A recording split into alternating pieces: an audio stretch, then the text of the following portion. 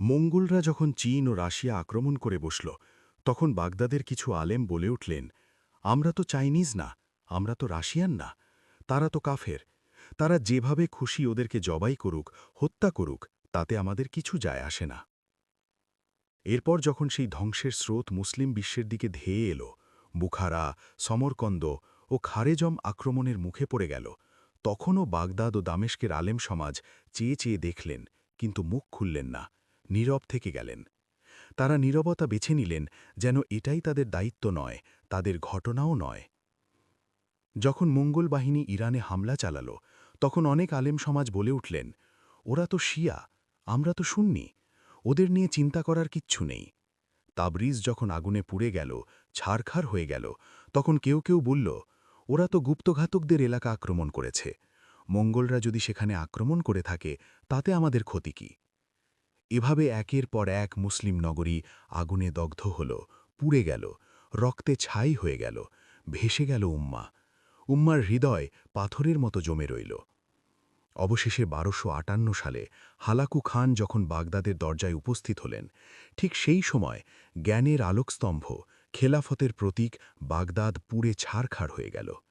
ইরানের জাউজি, ইবনে তামিম, ইবনে আল কাম, শত শত আলেম ও সাধারণ মানুষদেরকে কচুকাটা করা হয়ে গেল।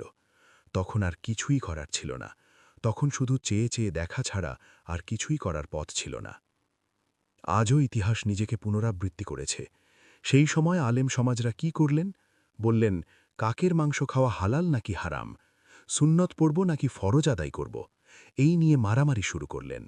শিয়া সুন্নি, হানাফি আহলে হাদিস, সালাফি মাঝহাবি, হাত বাঁধব কোথায়, আমিন জোরে না আস্তে, পায়ের সঙ্গে পা মেলাবো কি মেলাবো না, এই সব ছোট ছোট ইজতিহাদি মাসালা নিয়ে চলছিল তর্ক। চলছে এখনও তর্ক, দলাদলি, দালালি, হিংসা আর বিদ্বেষ। আর এই সব বিতর্কে, এই সব তুচ্ছ বিষয়ে আমাদের সময়, শক্তি ও ঐক্য সব কিছু ক্ষয় হয়ে যাচ্ছে। অন্যদিকে আমাদের শত্রুরা কিন্তু বসে নেই।